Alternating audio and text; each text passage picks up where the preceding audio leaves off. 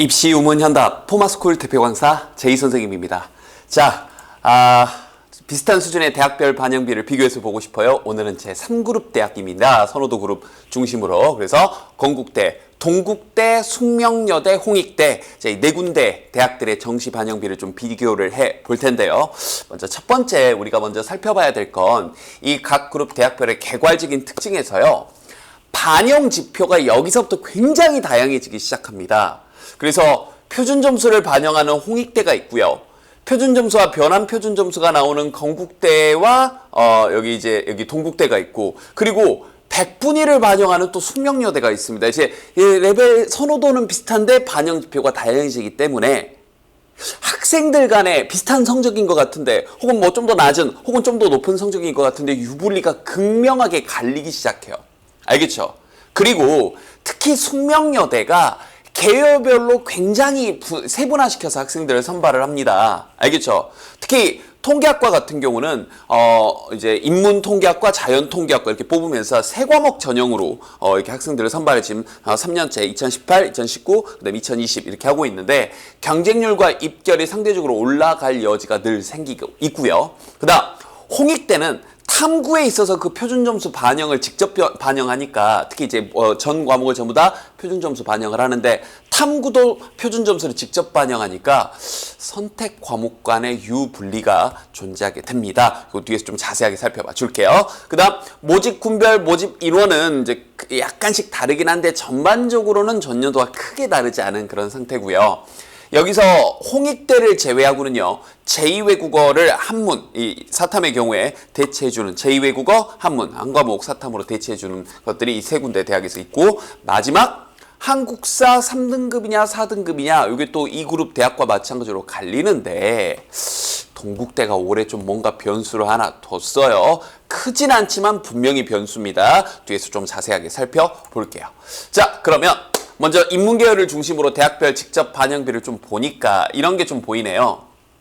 늘 얘기했던 것처럼 국어를 일로 잡았을 때 상대적인 과목비, 그래서 상대적으로 국어 반영비가 지금 큰 이 인문계열에서 이 국어 상대적으로 좀 잘 본 친구들은 건대 인문계열 1, 그리고 숙대 인문계열, 그리고 동국대학교인데, 동국대가 전년도 대비 국어 반영비를, 그러니까 여전히 국어 반영비가 높긴 한데 전년 대비는 영향력, 2019년도 대비는 영향력이 좀 줄었어요. 5%. 좀 더 자세히 살펴보고요. 상대적으로 수학이 강하다, 즉 국어보다 수학을 높게 보는 곳이 건국대 인문 2 계열입니다. 이쪽 계열 같은 경우는 국어보다 수학이 굉장히 높으니까요. 마지막으로 사탐 한 과목에 대해서 이제 여기 홍익대를 제외하고는 전부 다 대체를 해주는데, 자 이제 세세하게 좀 볼게요. 동국대가 영어처럼 한국사를 반영을 하기 시작을 했습니다. 일단 한국사를 직접적으로 5% 반영을 하는데, 대부분 대학에서 3등급 아니면 4등급, 그러니까 건대는 4등급이면 만점을 주고 숙대나 홍대는 3등급이면 만점을 주는데, 영어처럼 1등급부터 차등을 두기 시작했다고요. 그럼 이게 5% 반영이 되기 때문에 한국사가 등급 간 격차가 엄청나게 크지 않는 1, 2, 3등급 2점 차이 나는 데서는 큰 문제가 안 되는데, 3등급 이하에서는 좀 문제가 생길 수 있어요. 그건 좀 이따 등급 간 구간차 보면서 좀 살펴보겠습니다. 이 와중에 숙명여대는 100분위를 활용해서 합격 범위가 넓어지는데, 이 부분도 뒤에서 좀 자세하게 살펴보고요. 앞에서 얘기했던 것처럼 홍익대학교 사탐을 표준 점수에 반영하니까 유불리 분명히 존재한다더라. 자, 자연계열을 보면요, 건국대가 압도적으로 수학 반영비, 그리고 홍익대, 그렇죠? 건국대와 홍익대가, 특히 건국은 자연 1, 자연 2는 수의학 것까지 좀 포함을 하겠습니다. 비교를 좀 해봤을 때, 자연 1, 2를 비교해봤을 때도, 그리고 건국대와 홍익대를 비교해봤을 때 수학에 대한 반영비율이 굉장히 높죠.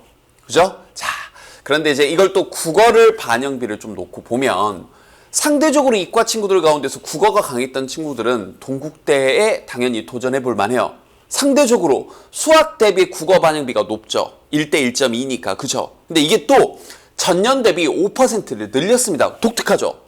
인문계열에서는 국어 반영비를 5%를 줄이고, 자연계열에서는 국어 반영비를 5%를 늘렸어요. 그럼 상대적으로 수학과 탐구의 반영비를 동국대에서는 좀 낮췄습니다. 그러니까 수학과 탐구가 약했던, 상대적으로 국어를 잘 봤던 친구들은 동국대 지원 가능성들이 좀 더 전년 대비 좀 올라가는 거죠.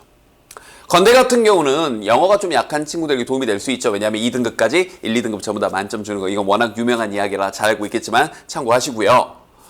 홍익대가 탐구 반영 비율이 수학 반영비와 똑같을 뿐더러 이것만 놓고 보고도 홍익대는 탐구 반영비가 굉장히 높으니까 절대적이겠다 싶겠지만 여기에 더해서 앞서서 얘기했던 것처럼 표준 점수를 직접 반영합니다. 그럼 이건 과목 간의 유불리가 굉장히 극명하게 드러나요. 특히 이 과탐을 직접 반영하는 자연계열에서요. 이것도 뒤에서 좀 자세하게 살펴보겠습니다. 모집 군별 인원 변화는요. 지금 보여주다시피 이 소소합니다. 다만 동국대가 가구는 감소하고 나구는 증가시켰으니까 학과별 모집 인원에서 여러분이 좀 살펴보셔야 돼요. 모집군을 전년도에는 가군에서 뽑았다가 다음 년도는 나군에서 뽑았다가 난리가 납니다. 꼼꼼하게 살펴보셔야 돼요. 알겠죠? 자, 자연계열에서도 마찬가지로 동국대만 가군 감소, 나군 증가, 나머지는 크게 변화가 없는. 그래서 모집군 간의 인원 변화는 이 3그룹에서는 크지 않다. 동국대만 대동소이하다. 이 정도 볼 수 있을 것 같아요. 자, 그러면 반영 비율이 변경을 아까 동국대에서 했다고 했는데 우리가 2그룹 대학에서 봤던 서울시립대, 자 기억나죠? 간단하게 복습 한번 해볼까요? 서울시립대가 2018년도에 비해서 2019학년도 정시에서 인문 1, 2로 쪼개면서 수학 반영률을 굉장히 높였어요. 특히 인문 2, 즉 경영, 경제, 세무 이쪽 과들은 무려 7% 가까이, 정확히 이제 6.4% 정도 이 수학 반영비를 높이니까 실제로 입결이 이런 결과가 드러났죠. 기억나죠? 수학을 7% 정도 늘렸더니 수학 반영비, 수학 평균 점수가 95.5, 93.83이었던 세무학과와 경영학과가 각각 3% 가까이 평균 점수가 올라버렸다고요. 그죠? 그러니까 반영 비율을 한 7%, 6.4% 높였더니 백분위 성적이 3% 정도 높아졌더라. 이런 걸 우리가 경험치상으로 익혔으니 자, 동국대 반영비를 보자고요. 2019학년도까지와 2020학년도에서 이제 크게 두 가지 변화가 일어났죠. 일단 인문계에서는 잘 보셔야 돼요. 인문계에서는 국어 반영비를 5% 낮추고, 그죠? 그다음 자연에서는 수학 국어 반영비를 5% 늘렸어요. 다시 수학에서 자연에서는 5% 감소, 탐구에서 5% 감소했는데 그럼 이게 각각 왜 이런 일이 벌어졌냐? 이렇게요. 단순히 총점에서 가산점 역할을 하던 한국사를 5% 직접 반영을 하면서 그것만 하고 끝 이게 아니라 1등급부터 3등급까지 만점을 줬던 2019학년도에서 2020학년도부터는 영어와 동일하게 등급 간의 점수차를 2점씩 줬다고요. 그러면 3등급까지는 2점, 그렇죠? 2점? 그러면 실질적으로 2점 반영이고 영어가 20%고 한국사가 50%, 한국사 5%라는 걸 보면 한 뭐 4배 정도 영어가 더 중요하고 한국사는 뭐 이 정도 영향력이겠구나라고 생각할 수가 있는데 한국사 신경을 못 썼던 친구들이 잘 보셔야 될 거예요. 이 3, 4등급의 차이입니다. 현실적으로 봤을 때 영어는 동국대 지원하는 친구들이 평균적으로 2등급은 나옵니다. 근데 한국사는 신경을 잘 못 썼을 때 3, 4등급 이하로 뚝 떨어질 수 있잖아요. 그죠? 근데 여기서부터 등급 칸의 점수차를 보시라고요. 3등급과 4등급이 6점 차이가 나고요. 4등급과 5등급은 10점. 그리고 그럴 일이 없길 바라지만 5등급 이하부터는 20점씩. 그러다 뭐 여기는 이제 말도 하면 안 되는 점수대지만 7등급, 8등급부터는 엄청나게. 그래서 우리가 이런 생각을 좀 하셔야 돼요. 인문은 국어가 감소했고 자연은 국어 증가, 수학 탐구가 좀 감소했다. 에다가 한국사를 그러니까 3등급까지는 다른 과목의 영향력이 여전히 더 큰데 4등급 이하부터는 한국사의 영향력도 무시할 수 없을 정도로 커집니다.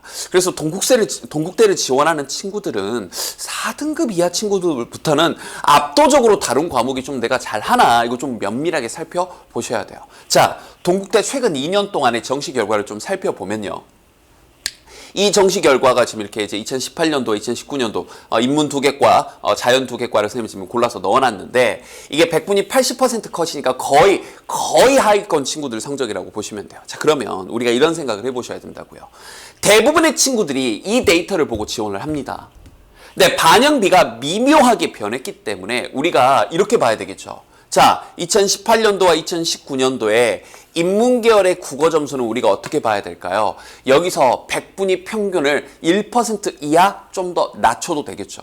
왜냐고요? 국어 반영비가 5%나 줄었으니까. 아하. 그런데 자연에서는 거꾸로 국어 반영비가 5% 늘었고요. 그럼 여기서 좀 더, 여기 점수보다 좀 더 높아지겠다. 1%, 2% 이상 높아지겠다. 그죠? 하지만 상대적으로 수학과 탐구 점수들은 반영비가 5%씩 떨어졌으니까 여기에서 1, 2% 정도 이하는 더 떨어질 수 있겠구나. 이렇게 우리가 생각을 해볼 수 있는 겁니다. 그러니까 이런 것들을 고민하시고 여러분들이 지원하셔야지 이거 그냥 이 수치만 보고 내가 몇 퍼센트가 몇 퍼센트겠구나 이러시면 안 된다고요. 반영비 변화에 민감하게 이 영향을 미치니까 잘 보시고 얘기했던 것처럼 동국대학교 한국사 4등급 친구들은 고민을 좀 하셔야 돼요. 면밀하게 따져 보셔야 됩니다. 알겠죠? 자, 다섯 번째로 나에게 유리한 반영 지표를 좀 찾아보시는 것에 대한 이야기인데요. 자, 이 홍익대학교 때문에 그렇습니다. 이 집단, 이 3그룹 집단 내에서는요. 홍익대가 표준 점수, 특히 탐구를 직접 반영하다 보니까 이 표준 점수를, 변환 표준 점수를 쓰지 않고 과목 간의 유불리가 존재한다고요. 자, 2019학년도 수능과 그 다음 2020은 지금 예상 점수입니다. 아직 정확한 데이터는 안 나왔기 때문에. 그럼 보면 이렇다고요. 학생들이 많이 선택하는 생활과 윤리. 이 만점의 표준 점수가 63점. 그 다음 올해는 예상컨대 좀 더 어려웠나 봐요. 67점 정도예요. 그런데 상대적으로 경제는 어떤가요? 학생들이 지원하는 경향이 조금 더 적은, 그리고 난이도에 좀 더 어렵다라고 여겨지는 이 경제의 경우에는 특히 지금 2020학년도 기준으로는 무려 74점, 만점 기준으로 74점이 지금 예상이 되고 있어요. 표준 점수가. 그러니까 표준 점수 똑같이 어떤 친구가 생년은 50점을 맞은 친구가 있고 경제를 50점 받은 친구가 있으면 압도적으로 유리해진다고요. 이해되죠? 근데 이게 더 극심해지는 게 과탐입니다. 과탐은 아까 보셨잖아요. 탐구 반영 비율이 두 과목 평균이지만 이 수학 가형과 동일하게 비율을 하기 때문에 반영 지표가 굉장히 올라갑니다. 그러면 생명원과 이 지구과학 원을 비교를 해보면 생명원의 경우에는 2019학년도에는 표준 점수가 72점이었고 지구과학은 69점이었어요. 이때는 생명이 유리했겠죠. 그런데 2020학년도 수능 결과 뚜껑을 열어봤더니 생명은 표준 점수가 68점 만점 예상이. 그런데 지구과학은 굉장히 어려웠나 보네요. 표준 점수가 75점 예상이 됩니다. 그럼 이렇게 표준 점수가 높은, 즉 이 해당 과목의 난이도가 높았던 선택 과목을 잘 본 친구에게는 특히 과탐은 홍익대 굉장히 유리해지는 겁니다. 그게 2020학년도 기준으로는 사탐에서는 경제 선택한 친구들이, 2020학년도 기준으로 과탐에서는 지구과학 선택한 친구들이, 알겠죠? 표준 점수가 굉장히 높기 때문에 상대적으로 유리하다더라. 자, 나에게 유리한 지표가 또 어디에 영향을 미치냐면 반영 방식, 특히 이 숙명여대가 그렇죠. 얘기했던 것처럼 백분위 점수를 반영을 한다고요. 백분위가 굉장히 너를 뛸 수 있어요. 이 중간에 백분위가 비는 공백기가 생기는 이 과목들이 생기거든요. 그러니까 예컨대 이런 겁니다. 어떤 친구는 자 1등급을 받고 2등급을 받고 3등급을 받는데 이 등급 간의 격차가 백분위를 반영하다 보면 3등급과 4등급 여기까지 봤을 때 다른 과목에 비해서 3, 4등급의 격차가 굉장히 큰 친구들이 있어요. 과목들이. 그러다 보면 이 과목 간의 중간에 백분위 사이에 갭이 발생합니다. 그래서 여러분 이 정도만 이해하시면 돼요. 그리고 이 부분에 대해서 선생님이 이미 강의 준비를 해놨어요. 자, 표준 점수냐 백분위냐 여기에 대해서 선생님이 이미 강의 준비를 해놨으니까 백분위가 더 점수 간극이 크다. 이 정도만 일단 기억을 해두세요. 그러다 보니까 어떤 일이 벌어지냐면 2019학년도 교육청 기준으로, 교육청 배치표 기준으로 백분위 점수가 화학과 가능한 점수가 263점이었습니다. 그런데 두 학생 자료를 데이터를 돌려보면 A학생은 275점, B학생은 258점이 나왔어요. 그러면 이 친구는 당연히 안정적으로 합격을 하고 이 친구는 당연히 좀 떨어지거나 위험하다 이렇게 얘기를 해야 되는데 결과는 어떻게 됐냐? 두 친구 다 합격을 했어요. 이 대학별 환산점 차이로 돌려보면 더 큰 점수 차이가 나는데 도대체 어떻게 이런 일이 벌어졌냐면 바로 이 탐구 과목에 있어서 이 B학생과 A학생 간에 이 간극차가, 과목 선택하는 간극차가 존재하다 보니까 백분위의 간극차가 존재하다 보니까 중간에 비는 구간이 생겼던 거예요. 예를 들면 이런 거예요. 자, 80점 백분위 점수 다음에 뭐 예를 들어서 79점 이게 아니라 71점 다음 등수가 이런 일이 벌어진다고요. 중간에 백분위가 텅 비어버리고. 이러다 보니까 백분위는 우리가 알다시피 등수 싸움이 중요하잖아요. 그런데 백분위는 간극이 생기다 보니까 우리가 알고 있는 이 지원 가능 점수보다 말도 안 되게 낮은 점수의 친구들이 합격하는 일들이 벌어집니다. 백분위 반영하는, 특히 이 여대에서는 숙명여대가. 알겠죠? 그래서 백분위 반영대학에서는 점수상으로는 좀 낮은 친구가 중간에 공백기가 있다 보니까 등수상으로는 다음 등수가 돼서, 알겠죠? 합격하게 되는 일이 벌어질 수 있다고요. 그래서 이 모집 그룹에서는 숙명여대가 변수의 대학입니다. 자, 3그룹 대학별 비교 총정리 한번 해봅시다. 먼저 인문계열에서 제2외국어 한문 사탐으로 대체 가능한데 홍대만 제외고요. 그 다음 국어가 강하면 국어 반영비가 가장 높았던 건대 인문원, 숙명 인문. 근데 다시 한번 얘기합니다. 숙명은 계열별로 학과별로 좀 모집 방식이 굉장히 달라요. 좀 꼼꼼하게 살펴보셔야 되고요. 수학이 강하면 수학 반영비가 가장 높았던 건국대학교 인문2인데 동국대는 반영비가 좀 변했습니다. 국어가 높긴 한데 여전히 높긴 한데 국어 반영비가 전년도 대비 5% 줄어들었고 한국사 1등급 만점이다. 자, 자연계열 수학이 강하면 건대 자연계열 1, 그다음 홍익대학교, 특히 홍대는 탐구도 굉장히 반영비가 높았죠. 상대적으로 영어가 약하면 우리 다 알지만 건대는 영어 2등급 만점을 준다.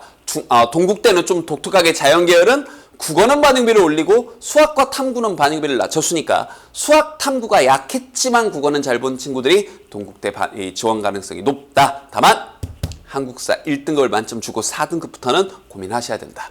표점을 직접 반영하다 보니까 홍대는 과탐이 절대적인 영향을 미칠 수 있으니 어려운 과목을 잘 본 친구들은 면밀하게 살펴보시라. 그래서 이런 식으로 나에게 유리한 반영 지표와 반영비를 꼼꼼하게 따져보셔야 돼요. 그래서 이 3그룹, 그래서 이제 뒤에서 하게 될 이 4그룹 집단부터는 유분리가 정말 어마무시하게 차이가 납니다. 비슷해 보이는. 그래서 정말 뚜껑을 열어보고 이리저리 대고 꼼꼼하게 따져보고 또 따져보셔야 여러분들이 가장 자기에 잘 맞는 학교를 찾을 수 있으니까 넋 놓고 있을 때가 아니라 여러 가지 자료 분석을 통해서 자신에게 딱 맞는 학교를 찾도록 하세요. 됐죠?